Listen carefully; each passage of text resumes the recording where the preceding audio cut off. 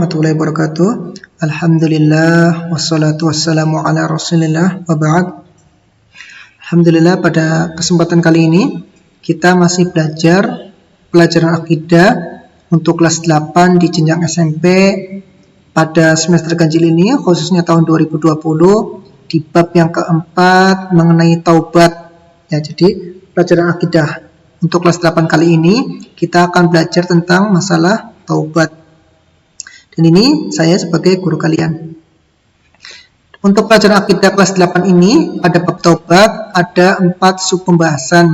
Yang pertama tentang kedudukan taubat, yang kedua tentang hukum taubat, dan nanti kita akan belajar juga mengenai masalah usul fikihnya, usul tafsirnya dan sebagainya awal-awal ya. Kemudian yang ketiga keutamaan taubat. Jadi ketika kita bertaubat, kita akan mendapatkan apa saja sih dari Allah Subhanahu wa taala ya. Kemudian syarat-syarat diterimanya taubat. Jadi kita harus melakukan apa saja agar taubat kita bisa diterima. Seperti biasa, sebelum kita belajar tentang pelajaran akidah ini, khususnya di bab taubat ini, marilah kita berdoa kepada Allah Subhanahu wa taala agar belajar kita dimudahkan oleh Allah Subhanahu wa taala. Dengan doa diantaranya, Allahumma inni as'aluka ilman nafi'a. Ya Allah, kami meminta kepada Engkau ilman nafi'a, ilmu yang bermanfaat, bukan hanya bermanfaat untuk diri kita, namun juga untuk orang lain. Warizqan thayyibah, dan kita minta kepada Engkau agar Engkau memberikan kepada kami rezeki yang bukan hanya halal namun juga bergizi. Wa amalan mutaqabbala, dan kita pun meminta kepada Engkau ya Allah agar semua amalan kita diterima, salat kita, puasa kita, termasuk pula pembelajaran kita pada kali ini. Dan kita pun bisa meminta kepada Allah Subhanahu wa taala dengan doanya yang lain, Rabbi zidni ilma, ya Allah, kami minta kepada Engkau ilma agar kami mudah untuk menghafalkan ilmu-ilmu tersebut. Warzuqni fahma, dan bukan hanya kita mudah untuk menghafal, namun kita pun mudah untuk memahamkan ya, agar pemahaman yang telah kita pelajari tadi ya, yang telah kita hafal tadi bisa mengakar kuat di dalam otak kita. Dan Ustaz pun senantiasa membacakan sebuah hadis agar kita senantiasa semangat untuk beramal soleh. Di antaranya apa?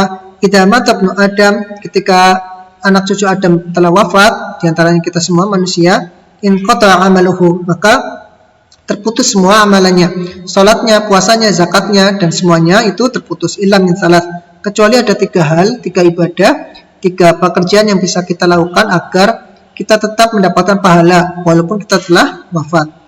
Apa saja 3 hal itu? Sedekah jariyah, wakaf kita kepada kaum muslimin ya, untuk pembangunan masjid, untuk pembangunan sekolah dan sebagainya, tetap mengalir kepada kita walaupun kita sudah wafat. Aw ilmin yantafa'u bihi, atau ilmu yang kita ajarkan kepada siswa kita, saudara kita, tetangga kita dan sebagainya, walaupun kita wafat namun kita telah tetap mendapatkan pahala dari ilmu yang kita ajarkan tersebut. Awaladun salih yat'ulah, atau anak yang senantiasa mendoakan orang tuanya ya. Jadi ketika orang tuanya wafat, dia tetap mendapatkan pahala dari anaknya walaupun sholatnya, puasanya, zakatnya telah terputus, namun permintaan ampun dari anaknya akan tetap diterima oleh Allah Subhanahu wa taala. Dan ini yang senantiasa Ustaz sampaikan kepada kalian ya. Jadi ketika kalian menghormati guru kalian, maka guru kalian pun akan menghargai kalian sebagai murid ya. Kita gambarkan di sini tahun 1969 ketika seorang anak itu mendapatkan nilai yang jelek, bukan hanya dia dimarahi oleh gurunya, namun dia pun dimarahi oleh orang tuanya. Begitu pula kebalikannya di hari ini, tahun 2020 ya. Ini ketika anak cengengesan di sini ya, dan orang tuanya itu memojokkan sang guru agar anaknya tetap mendapat nilai tinggi, dan ini tidak sopan. Jadi kita inginlah agar anak siswa dan orang tua, siswa dan guru itu senantiasa hubungannya harmonis. Dan di sini pun ya kita harus bersyukur dan tidak mengeluh serta membuat bangga orang tua kita. Ya, coba kita lihat di sini ya. Sekolah seperti sekolah lah seperti itu ya. Jadi tidak pakai tembok ya, dia hanya menggunakan anyaman bambu. Tapi masya Allah, anak-anak di sini pada semangat belajar. Dan kita pun ya, walaupun kita masih dalam keadaan pandemi seperti ini, kita tidak pernah istilahnya kelaparan lah ya, seperti itu. Beda dengan tetangga-tetangga kita, saudara-saudara kita yang berada di Afrika ini ya, masya Allah, mereka tidak bisa makan ya, mereka mendapatkan penyakit yang dikenal dengan kwashiorkor ya, atau dalam bahasa kita pusing, lapar, bahkan ada yang sampai mati kelaparan. Jadi masya Allah, kita harus senantiasa bersyukur karena walaupun di tengah wabah yang kita masih melanda ini ya, kita masih tetap bisa makan ya, walaupun misalkan tanpa lauk lah makan beras, yang penting kita masih bisa makan, alhamdulillah. Ya, kita masuk subbab yang pertama ya, tentang kedudukan taubat. Mari kita pelajari bersama, tetap semangat. Pengertian taubat ya, yang seperti Ustaz sering ulang-ulang, kalau kita belajar semua pelajaran lah, mulai dari pelajaran akidah, hadis, fikih dan sebagainya, ada masalah pengertian ilmu tersebut, dan kita kali ini akan membahas tentang masalah taubat ya. Taubat secara bahasa diambil dari kata taba yatubu taubah, yang artinya kembali ya, sama dengan roja'a rujuan, itu kembali. Adapun secara istilah itu apa? Yaitu taubah ya, kembali kemana? Kembali ke jalan Allah yang benar ya. Dari mana? Dari kemaksiatan. Kemudian setelah dari kemaksiatan itu kemana lagi? Menuju kepada ketaatan Allah Subhanahu wa taala. Ya, jadi saya ulangi lagi. Taubat ini ya secara bahasa ya itu dari kata apa? Taba yatubu taubah, artinya kembali ya. Adapun secara istilah yaitu apa? Kembali ke jalan Allah yang benar. Dari mana? Dari kemaksiatan menuju ketaatan. Kemudian di sebab ini pula kita akan membahas tentang dua keadaan manusia menghadapi taubat ya. Jadi bagaimana sih keadaan manusia itu? Apakah mereka mau bertobat atau bahkan sombong dan enggan untuk bertobat? Yang pertama adalah mereka-mereka yang bahagia dunia dan akhirat ya. Siapa sih mereka-mereka yang bahagia dunia dan akhirat? Yaitu dialah manusia yang bertobat ya. Jadi ingat, bertobat itu justru akan membuat kita bahagia ya, bukan membuat akan kita sedih, malu dan sebagainya, tidak ya. Justru ketika kita bertobat kepada Allah Subhanahu wa taala, Allah pun akan memberikan kebahagiaan ya. Jadi dialah manusia yang bertobat kepada Allah ya, yaitu mereka-mereka hamba yang sebenarnya ya. Ketika dia itu berbuat salah kemudian bertobat, mereka adalah hamba yang sebenarnya dan akan memperoleh kebahagiaan dunia dan akhirat ya. Di dunia nanti kita akan bahas keutamaan yang akan bisa manusia dapatkan ketika mereka telah bertobat. Kemudian keadaan kedua, kaitannya dengan manusia yang menghadapi taubat itu apa? Mereka-mereka yang sombong enggan untuk bertobat. Itu apa? Yaitu orang-orang yang zalim, yang sengsara ya. Itu orang-orang yang selalu mengisi hari-harinya dengan memuaskan hawa nafsu. Iya, kita manusia itu memang punya hawa nafsu ya. Kita ingin makan, tidur dan sebagainya. Namun ketika makan kita melampaui batas ya, tidur kita melampaui batas dan sebagainya, maka kita pun telah berdosa. Dan ketika kita sudah berdosa, namun itu sombong. Makanya apa? Dan melupakan kewajibannya. Iya, ketika dia sudah berdosa, maka kewajibannya apa? Bertobat kepada Allah Subhanahu wa taala. Ini Allah Subhanahu wa taala singgung, yaitu orang-orang yang zalim, yang enggan untuk bertobat ya, sebagaimana dalam firman-Nya surat Al-Hujurat ayat 10 itu, wa man lam yatub fa ulaika humudz zalimun ya. Siapa saja yang lam yatub, tidak bertobat kepada Allah Subhanahu wa taala, fa ulaika humudz zalimun, mereka adalah orang-orang yang zalim, orang-orang yang rugi ya. Mereka akan sengsara di dunia dan bahkan di akhirat mereka akan mendapat adab oleh Allah Subhanahu wa taala. Kemudian sebab yang kedua yaitu hukum taubat ya. Jadi ketika kita sudah berbuat salah itu apa sih yang harus kita lakukan? Ya, apakah kita wajib bertaubat? Ya, kita akan baca. Sebagai seorang mukmin yang baik, kita harus yakin ya bahwa taubat itu hukumnya wajib ya. Nanti kita akan bahas dari ayat, kita akan ambil istinbat ya, akan ambil kesimpulan bahwasanya hukum taubat adalah wajib.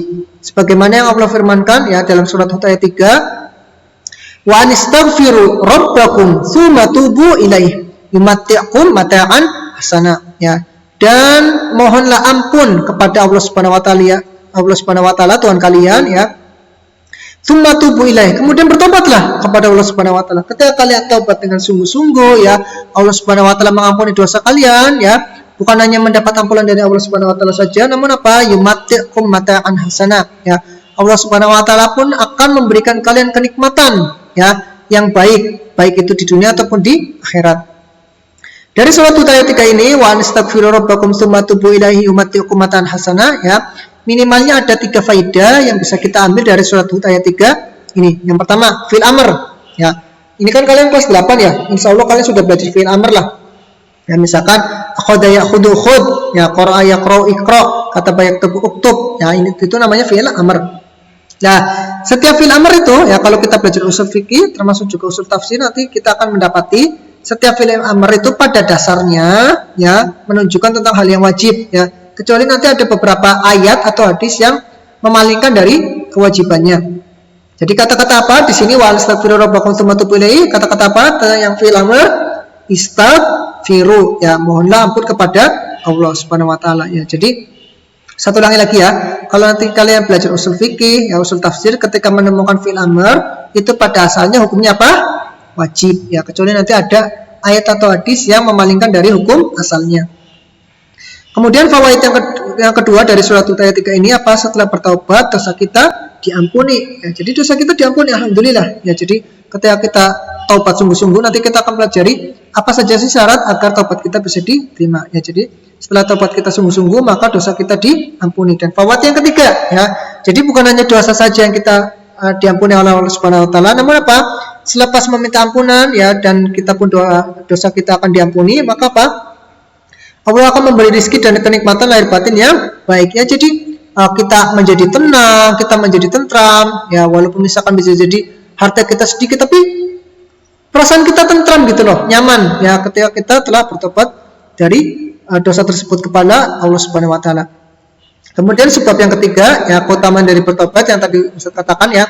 Jadi konsekuensinya apa saja sih? Ya, apa saja sih yang bisa kita dapatkan ketika kita bertobat? Ya, yang pertama yaitu jelas ya, dosa kita diampuni ya. Jadi kita jadi yang ini tuh sebenarnya bagian yang kedua. Ya, anggap sajalah yang pertama itu apa? Diampuninya dosa ketika kita sudah bertobat. Yang kedua apa? Kita akan mendapatkan kenikmatan yang terus menerus ya, sebagaimana yang Allah firmankan dalam surat Hud ayat 52. Wa yaqum istaghfiru rabbakum tsumma tubu ilaihi yursilis samaa 'alaikum midrara wa yazidkum quwwatan ila quwwatikum wa la tatawallaw mujrimin ya.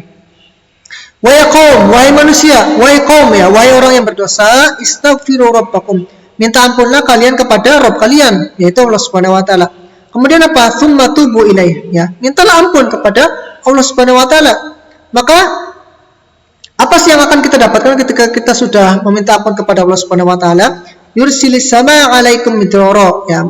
Kemudian Allah Subhanahu wa taala pun akan mengirimkan air hujan ya kepada kita semua ya. Dari air hujan itu nanti tumbuh rumput ya, tanaman, kemudian tanaman tersebut dimakan oleh hewan ya, kemudian hewannya kita makan, bisa juga hewannya kita jual dan sebagainya, dan itu akan mendapatkan kemakmuran kita di dunia. Wa yazidkum quwwatan ila quwwatikum ya, bukan hanya Allah Subhanahu wa taala memberikan air hujan saja sebagai rezekinya, namun apa? Allah Subhanahu wa taala pun memberikan kekuatan, ditambah kekuatan kepada dalam diri kita ya. Jadi kita lebih tenang, lebih pede, lebih kuat fisiknya, lebih kuat menghafal dan sebagainya. Namun syaratnya apa? Wala tatawallaw mujrimin ya, janganlah sekali-kali kamu berpaling menjadi orang yang berdosa lagi, seperti itu ya. Jadi ketika Allah Subhanahu wa taala sudah menerima kalian ya, kalian taubatnya sungguh-sungguh ya, kemudian setelah kalian dosanya diampuni, apa faedahnya? Allah pun menurunkan rahmatnya berupa hujan, dan bukan hanya air hujan saja yang kita dapatkan dari Allah Subhanahu wa taala, namun Allah Subhanahu wa taala pun memberikan apa? Quwwatan ila quwwatikum, memberikan kekuatan di dalam hati kalian, di dalam fisik kalian ya, kepada orang-orang yang bertaubat. Syaratnya apa? Wala tatawallaw mujrimin ya, dan janganlah kamu berpaling menjadi orang dosa lagi. Itu keutamaan bertobat ya. Yang pertama apa?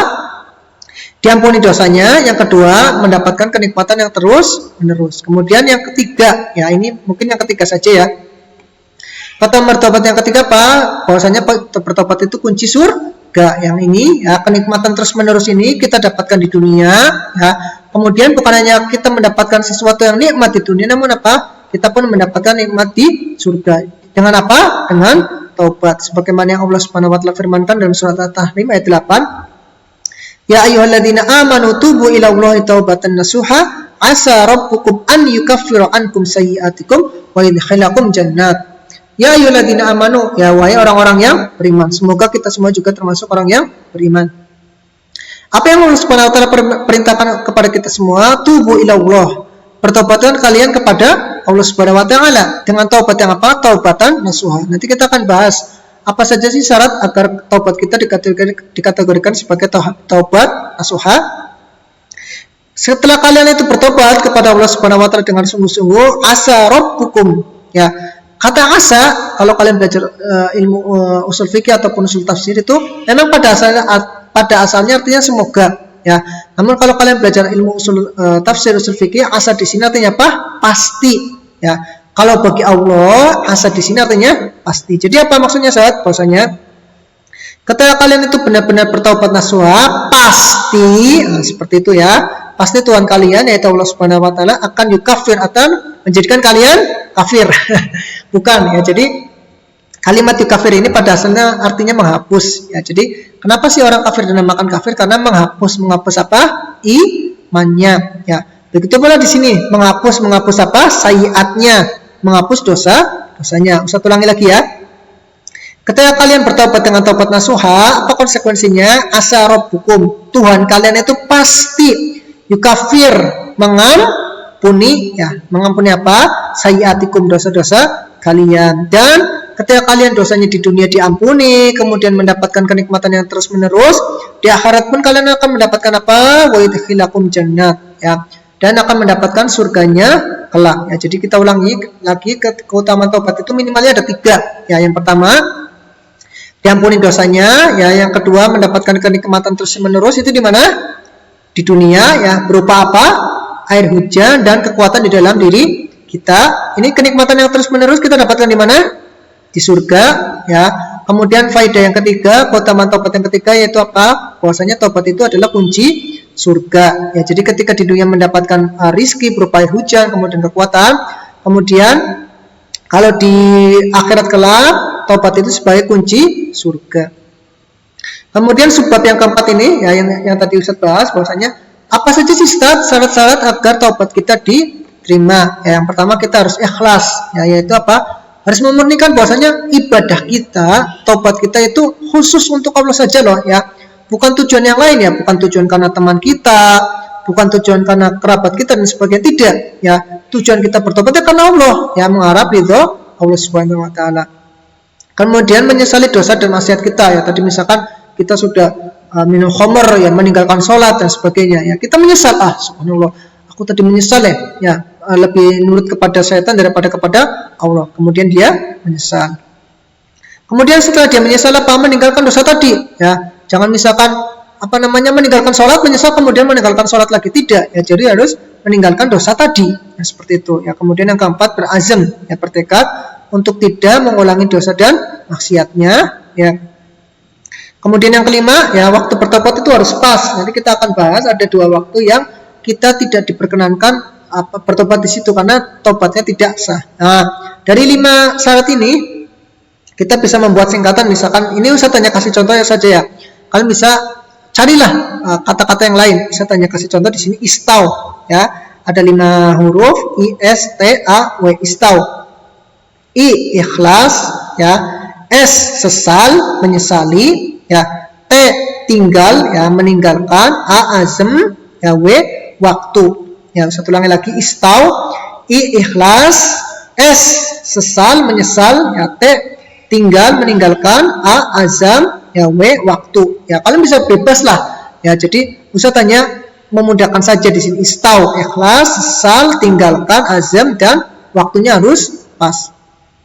Kita akan bahas satu persatu ya. Bahasanya syarat yang pertama agar taubat kita diterima ya, agar taubat kita termasuk taubat yang nasuha, kita harus ikhlas ya. Yang seperti tadi saya katakan ya, bahwasanya ikhlas itu ya kita niatnya mendapatkan ridha Allah loh ya, bukan karena manusia. Dan kategori ikhlas ini ya, di sini ada 5 contoh kategori tentang disebut sebagai ikhlas. Yang pertama ikhlas mengharap ridha Allah ya, bukan karena manusia. Ini pun makna ikhlas yang paling utama ya. Kemudian yang kedua, ikhlas karena kita memenuhi seruan Allah. Seruan Allah itu yang mana sih? Nah, yang ini nih. Kita akan lihat di sini ya. Wa ya qaum istaghfiru. Ya, ini kan seruan Allah. Wahai kaumku, wahai orang-orang yang bertobat ya, istaghfiru, mintalah ampunan kepada Allah. Ya, ini panggilan ya, seruan dari Allah Subhanahu wa taala. Ini juga termasuk makna ikhlas ya. Kemudian makna ikhlas yang lain apa? Takut akan adab neraka ya, takut akan adab Allah. Jadi setelah kalian meninggalkan sholat atau misalkan kalian minum khamr, subhanallah, aku takut diadab di neraka, maka aku taubat. Ini ya, ini juga termasuk dalam makna ikhlas ya.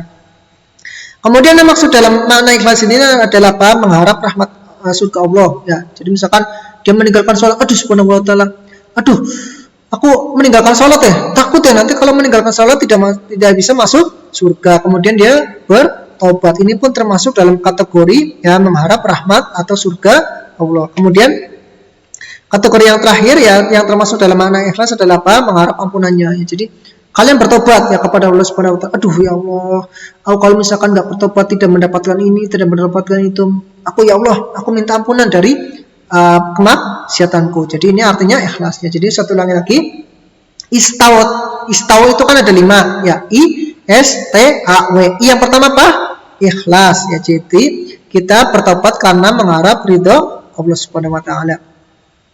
Kemudian yang kedua ya, menyesali dosa dan maksiat ya. Jadi kita harus menyesal kayak misalkan tadi kita berbohong kepada guru ya, membentak orang tua, kita harus menyesal ya atas dosa dan maksiat kita. Jadi wajib kita menyesali perbuatan maksiat kita ya, juga karena menyesal mematuhi syaitan. Iya, kita lebih mematuhi syaitan daripada mematuhi Allah Subhanahu wa taala ya. Ketika orang tua memerintahkan kita untuk membantunya, kita tidak mau. Nah, ketika kita tidak mau ya menuruti orang tua, sama saja kita mematuhi syaitan ya. Sebagaimana kalau kita menyesal itu seperti yang Rasulullah SAW bersabdakan ya dalam hadis riwayat Ibnu Majah, an-nadmu taubah ya, bahwasanya menyesal itu termasuk bagian dari taubat itu ya. Jadi kita ulangi lagi, istau ya, ikhlas, s sesal ya, menyesali dosa dan maksiat.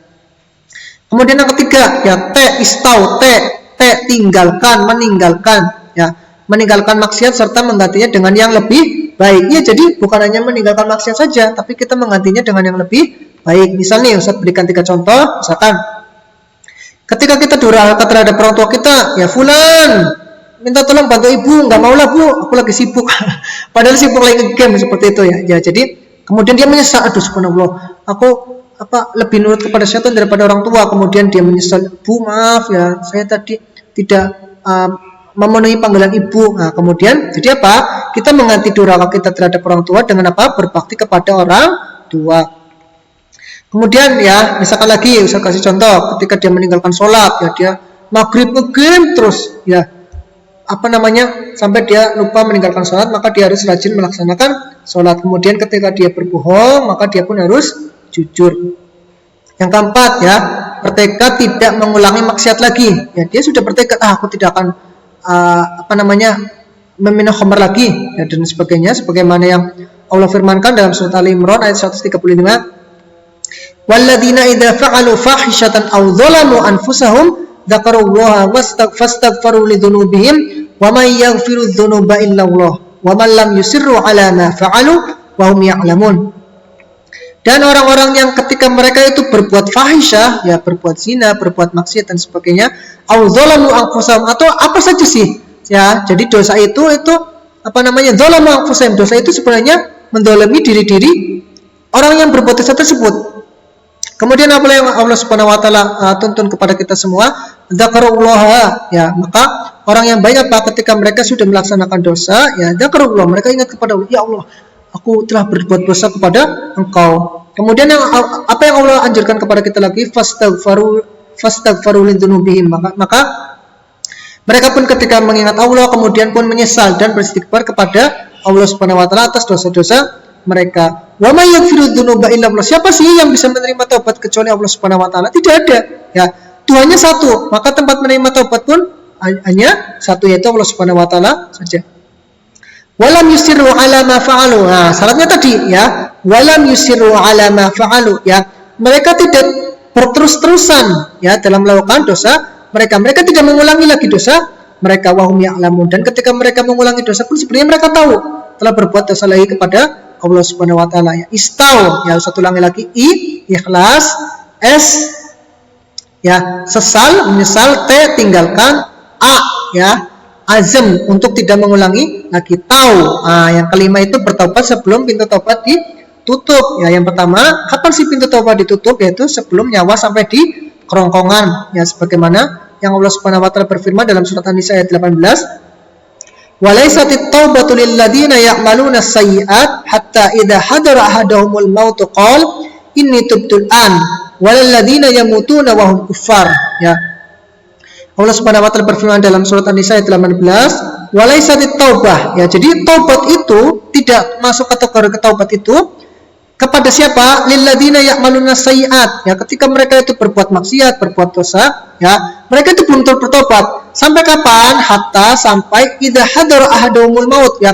Ketika dia sedang sakaratul maut, ya, ketika dia sudah tabrakan sedikit lagi hampir mati, ya, kemudian tiba-tiba dia berkata apa? Qala ini tubtul an, ya. Ketika cekot-cekot seperti itu dia mengatakan tubtul an, aku tobat sekarang lah, ya. Nah, tobat yang seperti ini tidak diterima. Walalladzina yamutuna wa hum kuffar. Begitu pula ketika orang mati dalam keadaan kafir kemudian dimintai ampun oleh anaknya, saudaranya, mereka pun tidak diterima tobatnya. Jadi kita ulangi lagi ya. Jadi tahu yang kelima itu waktunya harus pas. Dan tobat itu ditutup sebelum kapan? Sebelum nyawa sampai ke kerongkongan. Tidak bisa ketika hadara ahadahumul maut, ketika dia sekarat kemudian dia bertobat, maka tobatnya tidak diterima. Kemudian waktu yang kedua yang taubat itu tidak diterima apa? Sebelum terbitnya matahari dari barat, ya, sebagaimana yang Nabi sallallahu alaihi wasallam sabdakan dalam riwayat Muslim. Wa Nabi Hurairah radhiyallahu anhu qala Rasulullah sallallahu alaihi wasallam man taba qabla an tatlu asy-syamsu min maghribiha taballahu alaihi. Siapa saja ya orang berdosa yang bertobat qabla an tatlu asy-syams, sebelum matahari itu terbit dari barat, taballahu, maka Allah menerima tobatnya. Ini khusus untuk penjelasan ini nanti kalau kalian kelas 9 ada penjelasan khusus ya masalah tanda-tanda hari kiamat, yaitu ketika matahari muncul terbit dari barat. Nah, kemudian jika ada pertanyaan, Ustaz, ada yang mengatakan Firaun itu bertobatlah saat dengan ayatnya hatta idza adrakaul gharu wa qala amantu annahu la ilaha illa alladzi amanat bihi banu Israil, ya. Sehingga ketika Firaun itu tenggelam, ya, maka Firaun berkata, amantu, aku beriman, annahu la ilaha illa alladzi amanat bihi banu Israil. Aku beriman kepada Tuhannya Bani Israil. Berarti tobatnya Firaun diterima dong saat. Kita akan jawab ya, jawabannya apa? Nah, seperti ini ya, sebelum nyawa sampai kerongkongan. Jadi termasuk kategori nyawa sampai kerongkongan itu apa? Ketika tenggelam. Nah, jadi ketika orang bermaksiat ke diskotik, minum khamr, ya, berzina dan sebagainya, kemudian dia berenang, ya, habis zina, habis minum khamr, dia renang di kolam renang, kemudian tiba-tiba Allah Subhanahu wa taala tenggelamkan, kemudian dia bertobat, dan ini pun tobatnya tidak diterima. Karena kategorinya apa? Ketika nyawa sampai kerongkongan, ketika tenggelam seperti itu nyawa sampai kerongkongan, maka tobatnya itu tidak diterima, ya. Ini mufradat ya, seperti biasa kalau Ustaz mengajar itu kan ada mufradatnya, ya, misalkan tatlu artinya terbit, ya, tadi tatlu syamsu min maghribiha, ya, tubtu saya bertobat, seperti tadi ini tubtul an, ya, yusirru meneruskan, ini yang azam, ya, tidak boleh kalian bertobat tapi berterus menerus dalam kemaksiatan, itu tidak boleh, ya. Ini anadmu, ya, ini penyesalan, ya, tadi pembahasan yang syarat taubat yang menyesal, ya, anadmu atau menyesal termasuk bagian dari tobat. Kemudian yukafir, ini ya, yukafir pada asalnya, kenapa sih orang kafir disebut kafir? Karena menghapus imannya. Kemudian mitroro, ini masalah keutamaan taubat, ya. Jadi yursilis sama alaikum mitroro, Allah Subhanahu wa taala akan menurunkan hujan yang deras kepada orang yang bertobat. Nah, ini ada video bagus, ya, silakan nanti kalian tonton sendiri, ya, ini ada di YouTube. Kalau kalian pengen minta novelnya nanti juga tinggal klik aja, ya, bisa orang yang bertobat. Ini bagus. Ya, jazakallahu ilman wa ihsan, semoga Allah Subhanahu wa taala menambahkan kita ilmu dan semangat, ya. Terima kasih. Kalau ada pertanyaan silakan tanya ke WhatsApp sini, ya. Ini kan sebenarnya kalian sebagian masih ada yang online, ya, belajar dari rumah, tapi juga ada yang offline, ya. Silakan saja, ini dimanfaatkan bagi yang belajar online dari rumah. Kemudian ini website yang Ustaz pergunakan, ya, Quruba.com, kemudian mantapa.com, kemudian Kitab Ma'id. Kalau kalian pengen download kitab-kitab atau download materi pembelajaran ada di sini, ya, ada di mana di sini dan sebagainya. Ini tempat Ustaz mengambil template-nya. Kemudian sebelum kita mengakhiri pembelajaran kita kali ini, untuk pelajaran akidah kelas 8 di bab keempat, yaitu tobat, marilah kita bersolawat untuk Nabi Muhammad SAW. Allahumma sholli ala Muhammad wa ala ali Muhammad kama shallaita ala Ibrahim wa ala ali Ibrahim innaka Hamidum Majid. Kemudian melalui media orang tua kita, ayah kita yang bekerja membanting tulang, kemudian ibu kita, ya, yang sudah mengandung kita, kemudian menyusui kita, kemudian melahirkan kita dan menyusui kita, dan sampai sekarang pun kita masih diurus oleh ibu kita. Makanya jerih payah ayah, ya, letihnya ibu kita, maka kita berdoa kepada orang tua kita, ayah ibu kita, Rabbi firli wali walidayya warhamhuma kama rabbayani shaghira, ya Allah, Ampunilah aku dan kedua orang tuaku dan rahmatilah keduanya sebagaimana mereka merahmatiku sewaktu kecil. Nah, terima kasih. Subhanakallahumma wa bihamdika asyhadu an la ilaha illa anta astaghfiruka wa atubu ilaik.